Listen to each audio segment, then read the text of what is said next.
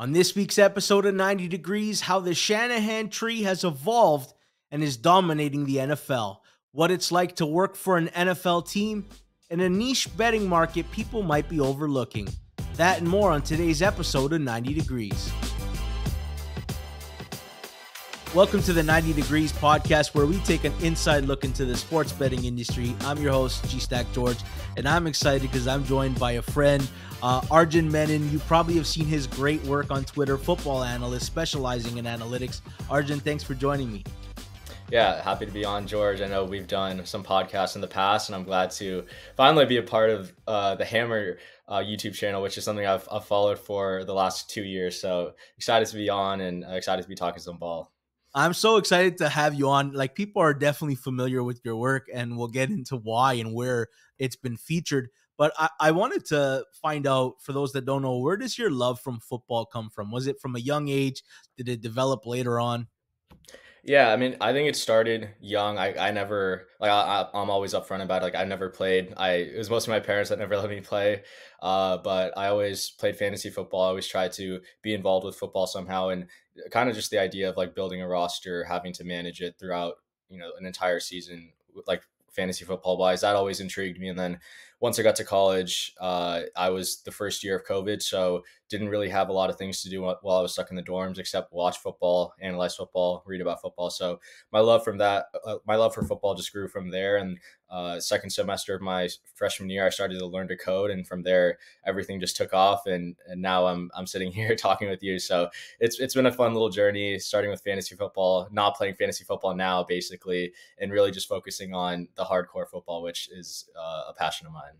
I often talk about people where their first start with numbers and data comes from and their interest. And oftentimes it like was the back of a baseball card, and like you read stats and, you're doing the old school box score and you're pulling out numbers. Where did you start to think of football analytically? Because baseball, it's obvious. Once you like baseball, you almost are attracted to the numbers. Whereas football, it's starting to become an analytical sport. It wasn't like that once upon a time. Was that immediate for you?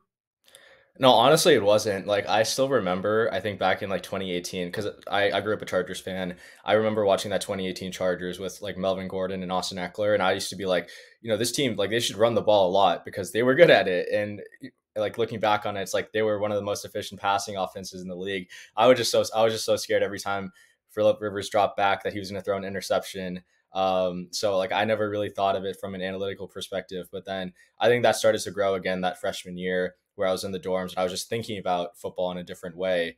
And I remember like, again, I was watching Anthony Lynn and his fourth down decisions every single week. And it was like, the math is saying you should be going for it and he's not. And I really started to just learn about the math behind football, the numbers behind football, some of the advanced stats that everyone likes to, talk about and use. So it's been a progression. And I know like early on in my football watching career, I was not analytically driven, and I kind of cringe looking back on that. But we all start somewhere, and it's about where you end up and not where you start.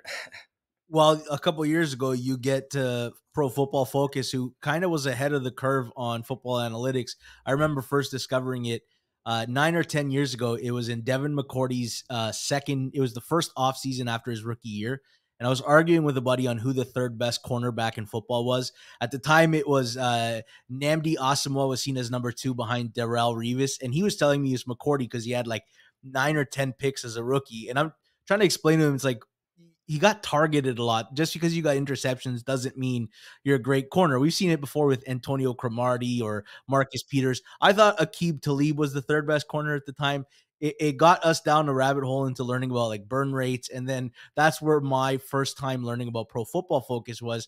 You get a gig with them a couple years ago. What did you start off doing with them? Yeah, so I was really like doing a lot of content stuff. Like I was writing for the website every week or so, just putting out like a weekly article about things that have been going on in the NFL, helping other people in the content department, providing data visualizations. It was really a pretty relaxed role, and I honestly I really enjoyed it. And then summer 2022, I transitioned from like the content department into the research and development department, where Eric Eager was my boss when he was still with PFF. And that was really a summer where I learned a lot, built a lot of models, did a lot of things related to player evaluation, team evaluation, scheme evaluation, and contract stuff. So that was the summer I think that really really helped me a lot in terms of my football progression. And obviously, I have a lot of love for PFF and everything they've done for me to help me on my journey. That's awesome. Well, that's not the only exciting job you had on your resume. You had an awesome opportunity this summer. For those that don't know, what was it? Yeah, so I interned with the New York Jets as a football analytics intern in their football analytics department of their front office this summer. So started pretty much around June, ended after our third preseason game. Had a really great time, learned a lot. Definitely an experience I'm never going to forget, and I'm never gonna, I'll never be shy about talking about because it was something that I've worked towards since my freshman year, and it was something that I really enjoyed being able to be a part of. I think on some level, all football fans have dreamed of like one day working in the league. I think wrestling is like that too. Whether you want to be a wrestler or not, or just want to be part of, somewhere in the building, it was a goal. So when you find out that they want somebody, first of all, how do you apply for the gig? When do you find out that they're going to take you on? And what was your first honest, like raw reaction, first emotion when you find out you get accepted? Yeah, so the way I got it, they publicly posted an internship on Twitter, Teamwork Online, and so I just sent in an application. I'll be honestly, I'm not someone who really tries to like leverage my network as much for these kind of things. I like to take pride in like doing it myself. So sent in an application, cold application, just went through the process. Um, you know, did a project for them, and then they obviously sent an offer out after the draft. And yeah, I'm not gonna lie, like it was a pretty great moment when they called me and said if I wanted to join this summer. I also distinctly remember I was in the same position a year ago with another team for an intern position. I'm not going to name who they were, but I was rejected for that role and I was a finalist for that role. And when I got the call from my boss for the Jets, I had that in the back of my mind that like, oh my gosh, am I going to get rejected again? I'm a finalist again. Thankfully, history did not repeat itself, and I was able to land the spot with the in the department. So it was definitely a great feeling. Definitely, first couple of people I told were my closest friends in the analytics industry, and everyone was super happy for me. So it's always nice to be able to share those kind of things with people around you. And I know I told you even before I announced on Twitter. So it was definitely a fun couple months to be in football.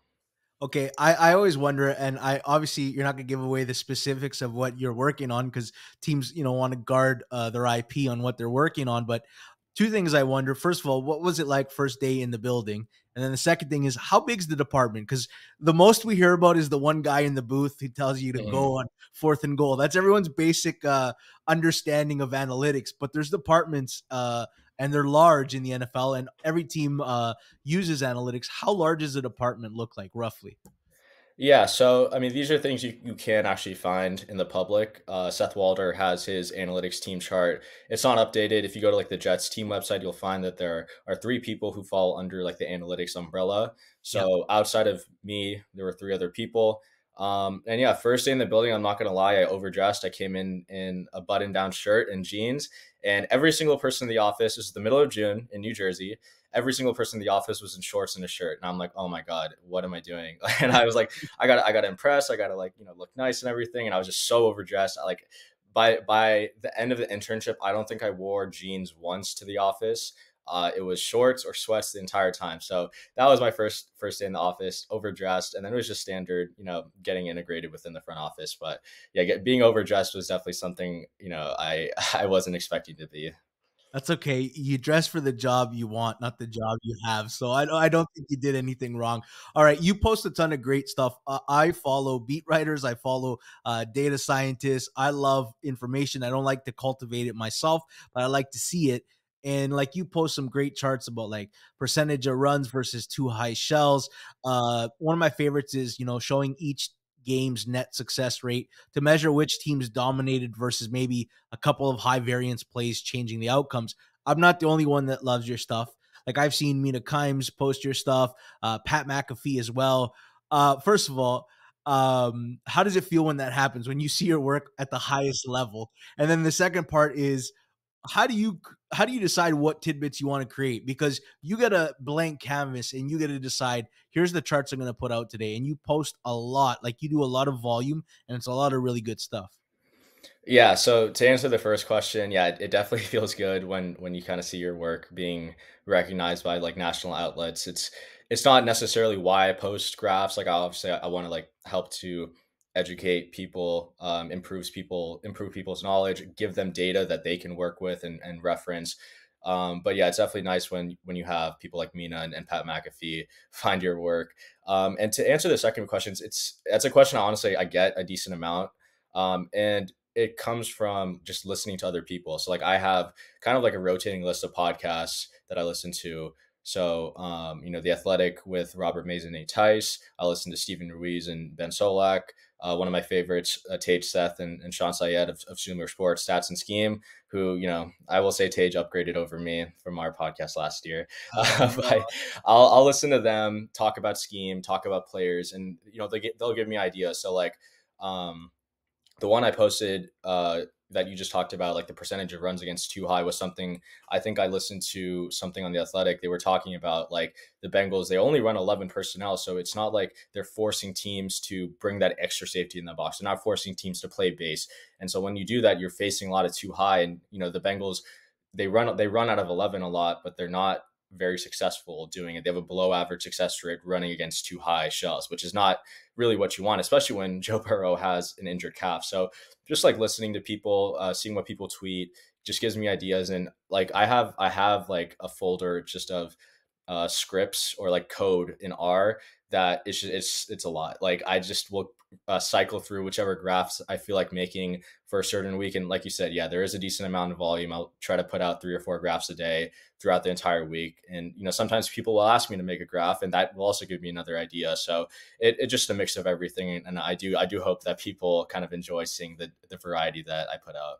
Well, that's the best way to do it. If you're not listening to what people are interested in, then you're only serving your audience of one, which isn't the goal when you're doing content creation. You put out your own app. I recommend people check it out. It's a great source to find out about each team. It's not just like, hey, we have all the curated EPA per play success rate, like Ben Baldwin's site, but you have a lot of matchup specific stuff. Information, percentage of run, successes, which hole teams generate the best results in. It's important for someone like me who likes to think of football in a game of a matchup, right? Three different teams at equally different levels of strength play each other, and each game could have a different dynamic based on how you match up well or not well against the other team's strength or weaknesses. So I love seeing your site. How do you come up with the idea for an app? Did you know you wanted to create one, or was it just like someone reached out and said, "Hey, I think you need to put your stuff out and have your own house where people get to get your information"? Yeah, great question. And it's not the second one. I've had this idea for a while. So I would say starting at the end of last season. Um, I, the best part about football analytics right now is the amount of public data that's being available to everyone, that's made available. So last year, before the 2022 season started, Next Gen Stats integrated some of their important charting data like formations, personnel, with the public play-by-play data that's scraped from ESPN. So you have all this information that's available, but it's tough for people to kind of aggregate all of that. And last year I'm part of like a Chargers podcast, and I was doing like a weekly analytics bit where I produced this like very small, or not small, but like a decent size report on opposing teams. And I was like, I can make this available for anyone to look at, because I know people watched it. I know people would ask me questions about it in those videos. And so I thought of the app, and I was gonna make it during the summer, but then the Jets thing happened, and I wanted to focus all my time there. But then the Jets thing ended. I had the time coming back to school. First couple weeks of school, you're not really doing anything, so I was just grinding away at that. And yeah, the app is live. It's on my Twitter at Arjun Menon 100. And the most disappointing thing, George, I'll say about that was I spent like 3 weeks working on that app. I sent it to multiple people, making sure it loaded, because you can like host the app on like a local server, which is what I Yes. do for the most part. But when you publish it, right, like it has its own server on the net. So I like tested it with people. Everyone said it loaded. Everyone could like change teams and seasons. It was working. First day I posted, it just crashes. The free server just sucks. It's not big enough to host all the tables and all the graphs. I still don't. it's still pretty hit or miss. So I don't really know if people can use it like daily. It scares me sometimes, but I'm also happy I put it out, and I'm still working on upgrading the server. It's just been a process, and finally finished my midterms this week. So hopefully I'm gonna upgrade that server this sometime this week. But it was just ultimately a way for me to kind of show what I could do, what I could put together, and also to help people go to a site that provides data for things that they might be interested in.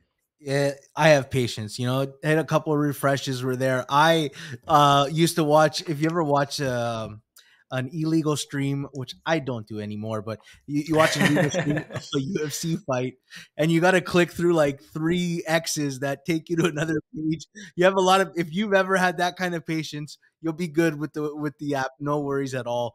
I want to talk about current day football. It's I like to gush about offensive play callers and how they counterpunch to a league wide scheme right now. A lot of people are going into too high shells. I want to talk about some specific teams and what they're doing to evolve the offensive side of football. Let's start off with 49ers. I think Kyle Shanahan is probably everybody's favorite play designer. At least if he's not number one, he's two or three. What are they doing different this year that's giving so many teams problems? Yeah, it's a great question. And to me, it just comes because their offense is so versatile. They have so many great pieces that they can move around and line up in different positions. Um, I'm going to reference the Sumer Pod stats and scheme. They talk about personal diversity like every single week, and I think it is important. And I think so. I have a kind of like different definition of personal diversity. Their definition is just like the different percentage of plays they run from each format or each personnel package. So like, San Francisco might be like 40% 21 personnel, 30% 11, et cetera, et cetera.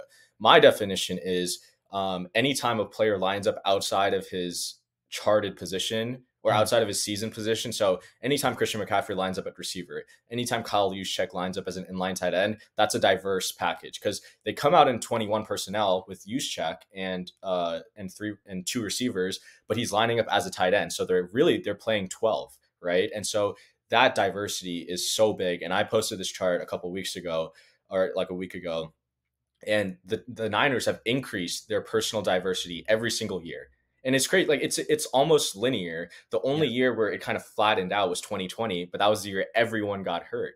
yeah. And after they drafted Ayuk, after they drafted Debo, it's just been this steady incline. And it's just after McCaffrey is there, it just increases how hard it is to game plan because right, like I'm like I work for the Jets, like I work for Michigan football. Like there are things that I know that if I had to put together for a coaching staff, like you have to be able to look at players and where they line up and what tendencies that teams have out of that. And when you are so multiple, you shrink the sample size in Mm, those certain looks. And it makes it so much harder to go to a coach and say, yeah, so this play happened 3 times and they ran it on two, like they ran the ball on two of them. You're not good, like having a 3 play sample size, like it's just not something you want to like, talk to coaches about. So it makes it so much harder to prepare for. And really you're hoping that they either mess up, they either get a penalty.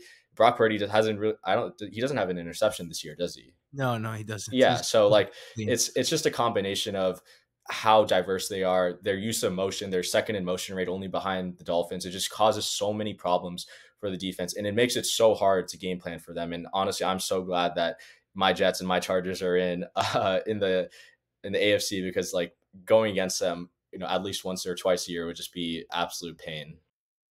Hey, I want to talk to you about Pinnacle. Pinnacle is the world's sharpest sports book and available to bettors in Ontario. Find out what professional bettors have known for the last 25 years. Everyday competitive odds, your trusted sports book. Bet smart, bet Pinnacle. Must be 19 plus in Ontario. Please play responsibly. Not available in the US. Now back to the show.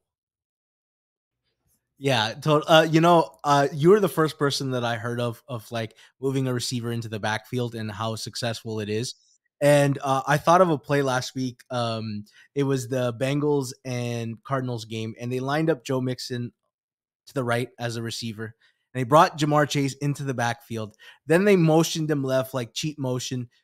It sucked all the attention, safeties, linebackers, and all he did was he literally snapped it fired a wide receiver screen to Joe Mixon, and it was like a successful play. And I thought all that chaos and using a running back out wide and a wide receiver, they brought him into the backfield. And I thought about you preaching about that. And I'm like, this is what makes offenses so hard to defend when you don't know what they're going to run out of different personnel. Okay, how good is Brock Purdy? I made an analogy when talking to Sharp Clark. I said, we like there's this dynamic where we have to judge quarterbacks by two merits. How good are they just pure skills wise? And then everybody wants to talk about guys in ideal situations. And then they'll make the what if you flip this quarterback in this situation? And I said, in Formula One, uh, once upon a time, Mercedes was this unbeatable car for 7 years in a row, and Valtteri Bottas was the second driver to Hamilton. Now, in pure skills, he wasn't, one of the 5 or 10 best drivers in Formula One, but because he was in a Mercedes, he was a contender, like a top 3 contender every single race. That's what Brock Purdy feels like. He's in this Ferrari of an offense with all kinds of weapons and a brilliant play designer. Um, do you believe he should be a legitimate MVP contender? Or is it or are you tired of people like say not giving credit to the perfect situation that he's in? How do you when you evaluate quarterbacks, because I think this is a difficult thing for all of us, do you judge them in a vacuum or do you judge them based on circumstance they're in as well? I prefer circumstance, and like I said, there are a lot of things I look at to try and parse out like what a play caller is doing, what the weapons are doing. So one of my favorite stats to look at from a play calling perspective is perfectly covered plays, or from an offensive perspective is how often are you forcing broken coverage on defense. It is kind of subjective. It's based on PFF coverage grade, so it's based on what the charters define, or like if they give a positive or neutral grade to coverage players. But right now, the Niners have faced broken coverage on about 69% of their offensive snaps. For reference, the league average in those situations, wait, it's no 79, sorry, 79% of their offensive snaps. For reference, the league average in terms of forcing broken coverage is about 66%. So he's doing it about 14% more than the league average. He's also, the Niners are also first in terms of perfectly or the least amount of perfectly covered plays. So he's not facing a ton of plays where, the defense is really clamping down. Now, to his credit, he's also the most efficient quarterback when the defense is perfectly covering a play. So I think you have to give him a little bit of credit for that, but it's also a small sample size. And I also don't know if we're there yet to say that Purdy is the engine of this offense. He hasn't even played. If you look at the games he started, he hasn't even measured up to a full season in terms of regular season games yet. He's 10-0 in the regular season. Like that's not a full season to say anything. He's also had the full complement of weapons. Like I remember when Jimmy started or Trey Lance was starting the first couple of games, like he didn't have Kittle to start the year. Like they were missing Ayuk and Debo for parts of the 2021-2022 season. Purdy's had the perfect weather. No one's been hurt, right? And the offensive line stayed relatively healthy. Trent's been healthy. So it's just, I think everything's coming together at once for Purdy. And Purdy is not only able to hit those throws that Jimmy can make, but he can hit the throws, the layered throws, the second read throws. And I think that's the impressive thing about Purdy is he operates the offense so efficiently. But then you also have to think about like how much is he doing versus the receivers. The receivers are open, like they're getting seamed open, but Brandon Ayuk can also get open. And I think it's notable that Christian McCaffrey is number one in terms of the offensive player of the year market, and Kyle Shanahan, I think he's top 3 in terms of coach of the year odds. He should be number 1, in my opinion, just because of how good the 49ers offense is and how they've dismantled great defenses like the Cowboys. But you look at that. So you have Purdy, who's number 1 in MVP or number 1 or top 3. Top 2. Mahomes. Okay. And then you have McCaffrey, who's number 1 in offensive player of the year. And then you have Shanahan, who's top 3 in coach of the year. It's like one of these guys probably doesn't deserve to be there. And I think I would say it's Purdy. And it's a tough conversation to have. Like it's not his fault that he's operating an efficient offense, but he's also doing things that I think other players could do and even do more at an efficient level. And I think there's other players in the league who Kyle Shanahan could even open up the playbook a little bit more for. And I think that's why, maybe people don't give Brock Purdy the credit that, some of the Purdy fans want him to. Is you know what? His surroundings are so good, but he's also been in a good game script for his entire career. He has one fourth quarter comeback against the Raiders when it was the the game where they sat Derek Carr and Jared Stidham played out of his mind. We don't even know. We haven't seen him enough in a situation where he needs to bring everybody back in a high pressure drive. That being said, I want to talk about, I guess, the comparison. Let's move on to the Dolphins. What is Miami doing that has them running offense at a historical pace? Is this brilliant play calling meets the best speed roster ever created ever? Yeah, speed kills. It's crazy, and I think the comparison between the Niners and the Dolphins are actually, I think of it in a different way. I think the Niners of a smash mouth, like this is a physical football team. Debo's a big receiver. Kittle's a big tight end. Like they're gonna run the all over you. The Dolphins are all finesse. That's speed. We're going to run outside the tackles. We're going to beat you that way. We're going to beat you with speed. None of these guys are big receivers. Tyreek's 5'8", Waddle's 5'11", Mostert, A-Chain's 187 pounds. But this is an efficient offense. And the thing that's been most impressive about Miami to me is not honestly their pass game, it's their run game. Like last year, they were, I would say, like a league average run team when you look at, rush EPA or success rate.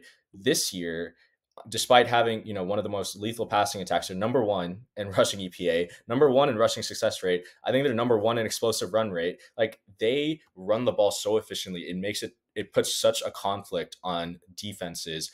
And I think that it's one of my favorite quotes. Like it's the Bill Walsh quote: "You pass to set up the run." Like because of how good Miami is throwing the ball, because of all the speed they have at receiver, not even just Tyreek and Waddle, like Barrios and Craycraft, like they can move also. It puts it puts so much stress on defenders. They have to focus on, if they're pressing Tyreek, they can't, it's tough for them to kind of focus on the run while they're also focused on Tyreek. And I think that stress opens up things in the run game. And I like look back to last year when they weren't able to run the ball. And once teams started pressing up on them, it became tougher for them to move the ball. But I think this year, because of their ability to run, I think that's opened up a world of possibilities. And I think back to this graph I made after the 2021 season. And it was a graph of how often the Chiefs face too high every single week. So pre-snap too high, you have two safeties, they're, middle of the field open. That's like the football term. And every single week, the Chiefs saw defenses play too high at a higher percent than that defense's league average. So they changed the way they play defense for the Chiefs. And at the time, I thought it was Mahomes. I thought it was a Mahomes stat. That's what I thought. I looked at that graph, that same graph in 2022, and it changed. It wasn't every week. And they were actually closer to the league average in terms of percent of snaps too high faced. And so I changed my mind. It's a Tyreek stat. It's a receiver stat. It's too high. I think, and I'm not completely sure, I would love to talk to some scheme guys about this, but I think too high is dictated by speed. And the Dolphins have that. But the crazy thing is, defenses have to respect, they have to honor the run of the Dolphins now. So they can't just sit in too high because they have to add that extra safety, that extra corner in the box to acknowledge this top tier run offense. So the Dolphins just have so much conflict that they place on defenses. And it's just it's one of the most fun offenses to watch because of everything they can do. I know that was a long answer. But I had a lot of things that I was thinking about prepping for this, and I wanted to be able to get them all out. All right. Whose offense blend of scheme and talent do you think is better? I'm gonna go with the Dolphins. Like I do. I think McDaniel has done a great job of scheming around Tua's strengths, his accuracy, his quick release. He's also done a great job of protecting his offensive line. Tua has the lowest time to throw in the NFL, 2.31 seconds, but he also has an 8.2 ADOT, which is kind of like above league average. That number's dropped a little bit since the first couple of weeks, since Dolphins aren't throwing the ball down the field as much, but that's fine. Like you don't have a great offensive line, you're more like league average, and now Tron Armstead is out for a couple of weeks, maybe a couple of months or a month or something.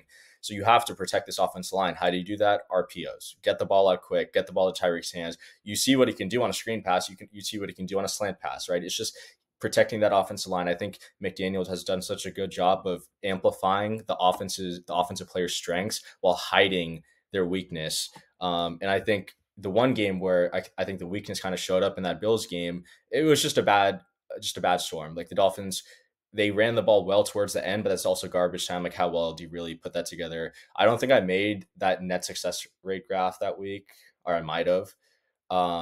No, I don't think I did. So I'd have to go back and see what it was, but I think just that game, things were thrown off for the Dolphins, but we saw how they bounced back against the Giants, and I just think McDaniel's done such a good job of scheming around everyone's strengths. While I think Shanahan, it's I think he has his offense, and the quarterbacks kind of revolve around that offense. But with McDaniel and Tua, he's built the offense to kind of amplify Tua's strengths, and I think that's a great quality for any play caller to have. So who's the better genius? I I don't like I've had this You can conversation. cop out and say both. Like you No, don't. I won't. I think McDaniel is right now more impressive to me. I don't think there's ever been a period where Shanahan's had the best pass offense and the best run offense, or I don't think he's ever had a period where both are top three, and I think that's what you have with the Dolphins right now. Um, yeah, so I would go with McDaniel for that, and you add in fourth down play calling, or decision making, Decision which making. Yeah. to be fair, Shanahan has been better this Gotten year. better this year. Something changed Yeah. in his Th mind. well, I posted this, in their I think it was a Thursday night game. They have analytics guys in the booth with a headset on, so, they're things are changing, hopefully in San Francisco for the better, but, right now, I think just with the longer period of good decision making from McDaniel, I'd go with McDaniel. Hey, the easiest way to improve as a sports bettor is use multiple sports books and always get the best odds. We recommend using an odds comparison tool like BetStamp. BetStamp compares odds across every sports book for games, futures, and player props. Save time and money by checking BetStamp before you bet. Download the app today. If you're looking to sign up for a new sportsbook account, please check out the offers available at betstamp.app/circles off or hit the link in the description. If you sign up through this page, it helps support the show. Now back to the episode. Yeah, that was always the Shanahan knock. If you had a knock for Shanahan, brilliant play designer, not often the best a decision maker. And it's funny, all the assistants that got plucked from Shanahan over the years, he hid McDaniel from the world for a long time, which you just knew he was the genius savant that he didn't want the world to know about because he never got press conference time until that last year before it was like, oh, wait a minute. Who is this guy? And why is Shanahan kept him around for 12 plus years, right? All right, you put out a great poll. What's Tua's next contract look like? Let's assume that health is not an issue. Um, you put up four options. Does he reset the market? The next option is, do you pay him like a tier one QB? I guess that makes him like top six paid quarterback at the position. The other option is, do you pay him a Kirk Cousins type contract? And the last one is, you don't resign him. I think I think the not resign him, whoever voted for that is a maniac. Uh, no, truly, Yeah. truly, I truly is a I maniac. I wasn't gonna put, like, a tier below Kirk because really that doesn't really exist, so I was just like, "Okay, this is just gonna be a troll option." I wasn't expecting people to vote for it, but I was shocked. I put tier one. I don't think he should reset the market, but there's no way that he puts up this season and you don't give him the same contract that Lamar Jackson got. You can't. Not in this NFL. You can't get away with it. This isn't the Daniel Jones situation. Do you agree with that? Is that where you see him landing? yeah, I didn't vote on it. I don't think you can vote on your own polls or whatever, but, yeah, I think that's where I would place him, like, I think it's going to be tough for the Dolphins to argue against that. I think I do wonder what Tua's agents would come in at because, like, remember Daniel Jones was asking for like what 46, 47. I think Tua's agents will say we've had the best offense in the league with Tua. Like they might come in asking to reset the market. I think the injury thing is definitely in play. Like it's interesting. Like I think Kyler reset the market when he signed before Deshaun did it. So and Kyler, like right before that happened, that was the 2021 season where he missed like 3 or 4 games, right? So durability, like it matters, and I think it matters that he hasn't started a full season yet. So I think for him to get that, he would need to play at least like 15 or 16, or I would say at least 16 games this season, and maybe at the most miss two. But I think it'd be hard pressed for the Dolphins not to give him that. And like, yeah, you're not gonna like you can't it would be tough to take a risk on another quarterback given how well and how efficient the offense is with two at the helm. I tell you, the fight's going to be about the guarantee. It's not going to be the number because I think Tua's camp will give up some in total number in order to get a little bit of a higher guarantee. Because there is that one dynamic with him, and let's see how long he maintains. Okay, let's stay with the Shanahan disciples and move on to Bobby Slowick and the Houston Texans. Um, I watched the game where they didn't have Laramie Tunsil or Josh Jones, and they were already down like 6 offensive linemen, and everybody thought Pittsburgh's pass rush is going to eat them alive. And I saw a first drive where they went like 14 plays, and they had one pass to a wide receiver. It was all jet sweeps, quarterback draws, runs, screens, and I'm like, Bobby effing Slowick. That was my takeaway from it.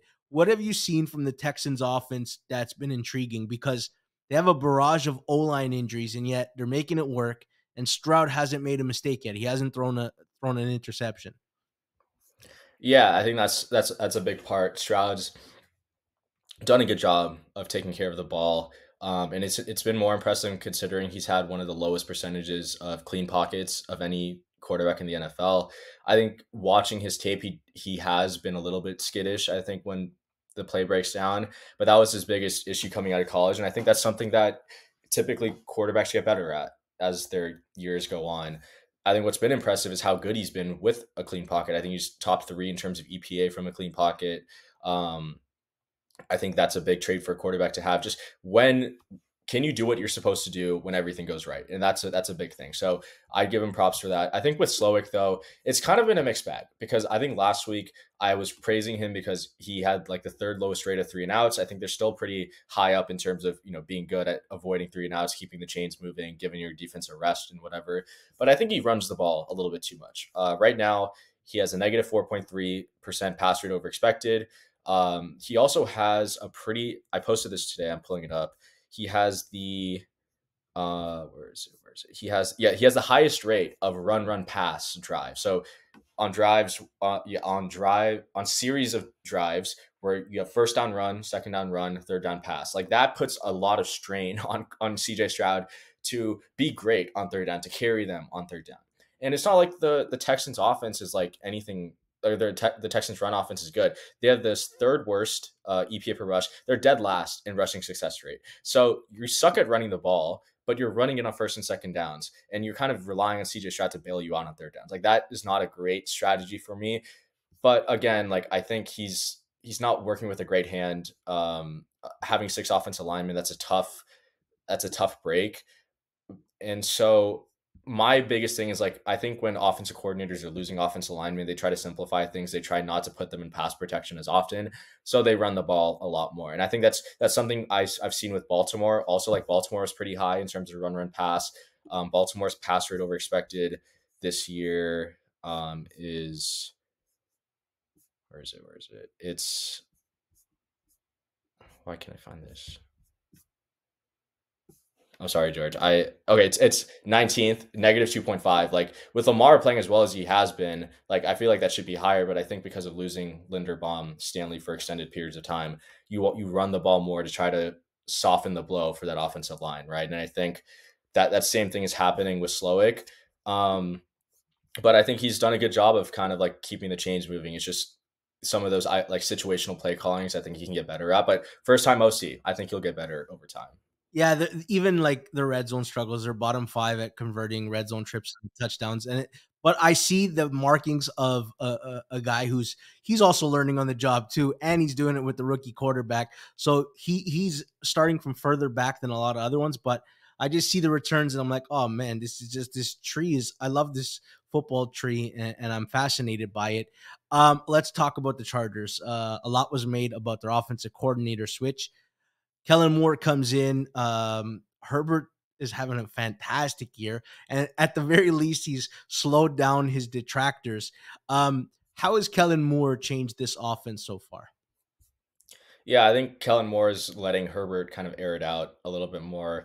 Prior to the Chargers Week 5 bye, Herbert had the highest percentage of deep throws, so throws where the ball traveled 20 yards in the air.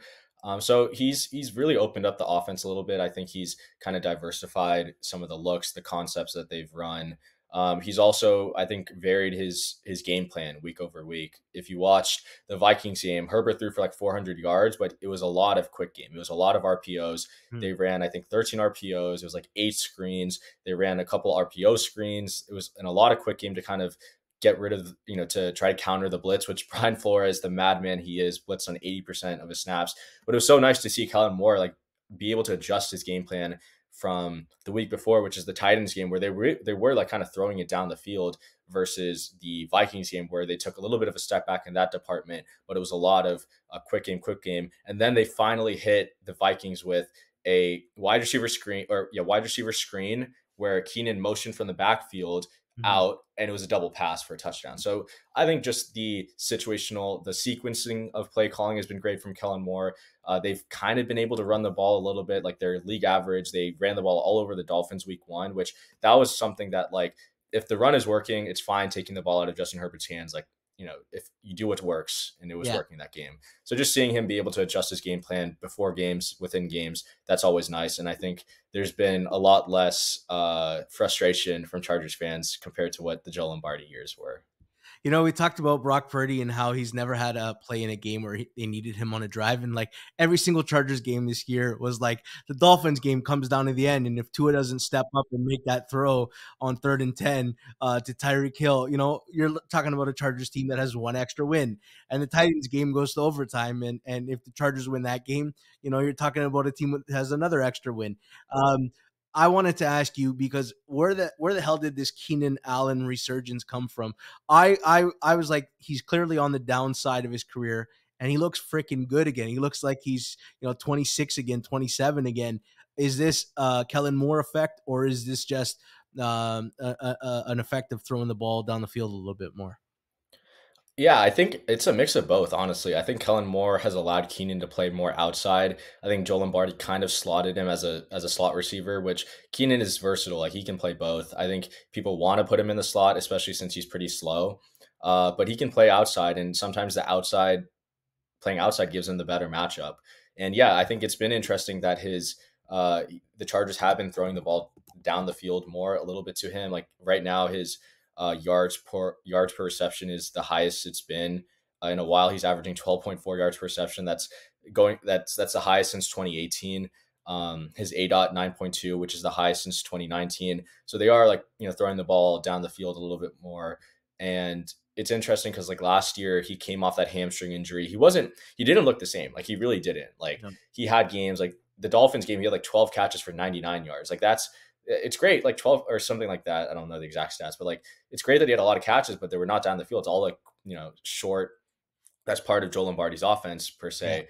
But I think he also struggled against man coverage. The numbers kind of back that up, where he was more league average in terms of what PFF charted as open versus single man. This year, he's more closer to the top 15. So I think it's just a combination of getting healthy, Kellen Moore putting him in advantageous situations, and also Justin Herbert being healthy in the offensive line, giving Keenan time to get open. totally. Okay, let's go to the Lions. I think that's Yeah, my favorite. everybody's favorite offensive coordinator that we all want to see as a head coach. He didn't take a job, and I guess he's smart because he's going to have his pick of the jobs this year. He's probably going to be the number one coveted coach.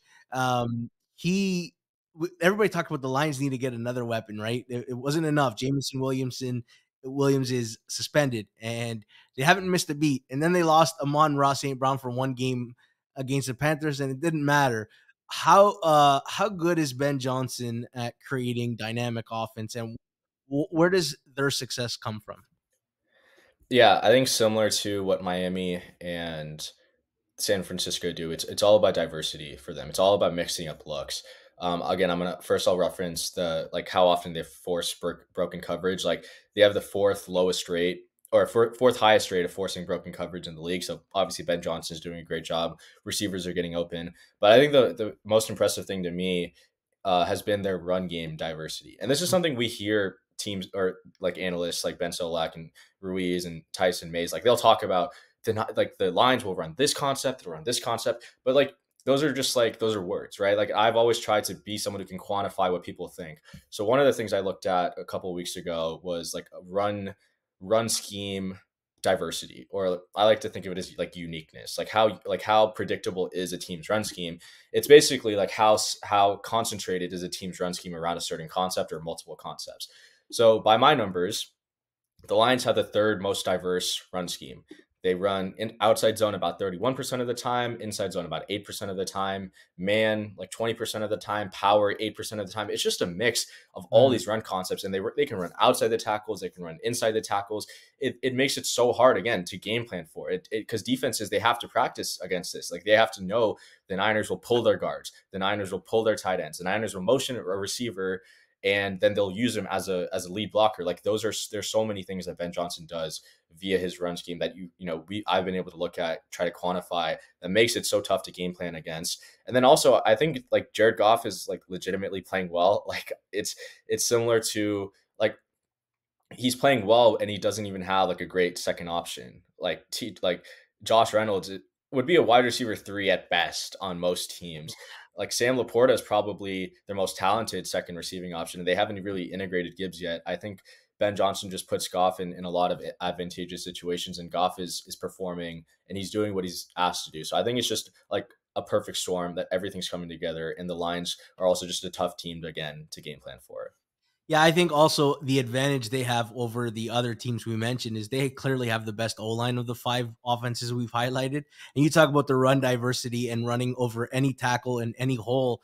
It helps when you have like no weak links and you have some high-level players at several different positions on the O-line. If you're a team that has the first overall pick, let's just say like the Bears, maybe they have their first overall pick from the Panthers. Do you marry Ben Johnson with Caleb Williams? It feels like any team that doesn't do that is stupid, right? Get Caleb Williams, one of the best offensive quarterback prospects in a decade. Marry him with Ben Johnson and build yourself a dynasty, right? I, I'm not gonna lie, I'm a Drake May guy. Like, I like Drake May, Oh and wow. Okay, tell me why. Why? yeah, it's and I probably I don't even think I'm that big of a contrarian here. I think we have people on both sides of the debate. I think I think Drake May, in structure, operating within rhythm, which is what most NFL plays are run in. I think he's a better player than Williams. A lot of the highlights we see with Williams, a lot of the plays are honestly like out of structure plays, which is great. Like, I'm not discounting that. You need the out of structure ability to be success, like to be an elite quarterback in the NFL.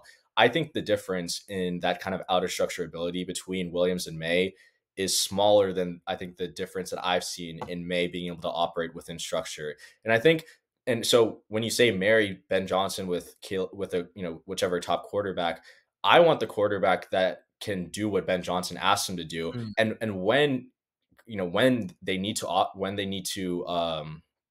to innovate or to go outside of structure.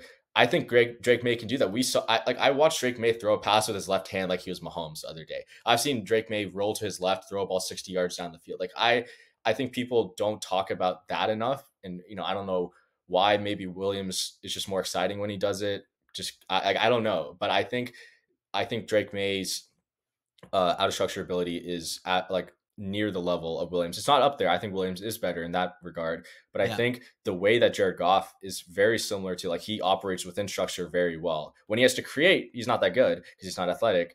But I think May can be an upgrade over what Goff is in that department, and will I think May will run Ben Johnson's offense in terms of hitting that first read or hitting what Ben Johnson schemes open for him better than Williams. And that's a big projection. Like, I'm not confident about that take, but that's where I lean right now, if that makes sense. No, I like it. You're even though there are people saying it's it's going to be a debate. It's widely considered that it's not going to be a debate and it's going to be Caleb and there's going to be a lot of pressure. But I love draft season, right? This is what happens when we get into the nitty gritty with quarterbacks. I still maintain that Carolina made the wrong choice. I think they should have gone with C.J. Stroud over Bryce Young, who a lot like Caleb Williams was the more undersized guy who created with some magic, but physical traits are a big thing at the next level. Okay, you do betting content for Pro Football Focus. Do you enjoy sports betting? And did that passion come early in life, or were you a late bloomer to sports betting? A very, very late bloomer, George. I didn't start until college. I never really got into that. Honestly, it was partly because, like, not that my parents discouraged me, like, they just never did it. Like, we never really talked about it. So I didn't grow up in that environment. But weirdly enough, like, my dad was like kind of open to it. Like, I was able to explain to him, like, I think betting would help me football, think about math and stats and probability differently.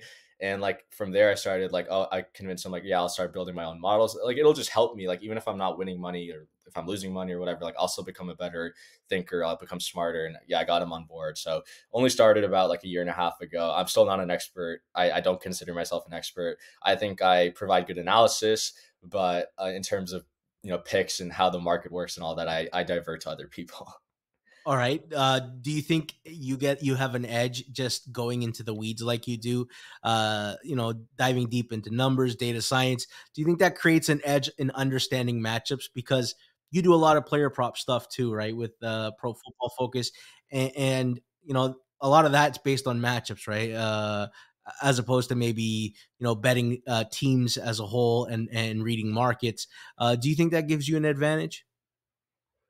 A little advantage. I wouldn't say it's that big.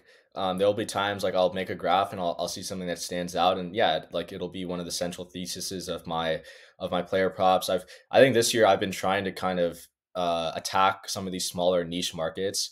Um, you know, I've obviously this is the hammer, so I'm not going to promote like PFF's Discord, but like there is a Discord PFF has for the forecast, and like one market I've tried to tack this year that I've actually been really or I'm up like the ROI has been pretty good so far. It's like first drive catch. So the first drive of the game does a player record a catch, and it's a very soft market. Like they're like last week you could get Puka Nakua like plus 125 to record a catch in the first drive. You could get Devontae Adams plus 145 to record a catch in the first drive.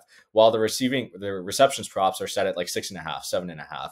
And I was able to wrangle some data, put together like a spreadsheet for everyone to see, and you can like it's not something I would model because I wouldn't know how, I honestly don't even know how I'd go about modeling that, but just like looking at the raw numbers, just like looking at how often does a receiver get targeted on the first drive, how many games, like uh, outside of like raw targets, like how many actual games have they seen a target in the first drive. And so just like looking at those numbers and like seeing which what percentages have an edge against the market, like those are things that I've tried to get better at, just try to attack, because I do think like in some of the smaller markets outside of spreads, totals, and even like larger scale player props, there are edges to be had if you can find the data and use it to your advantage.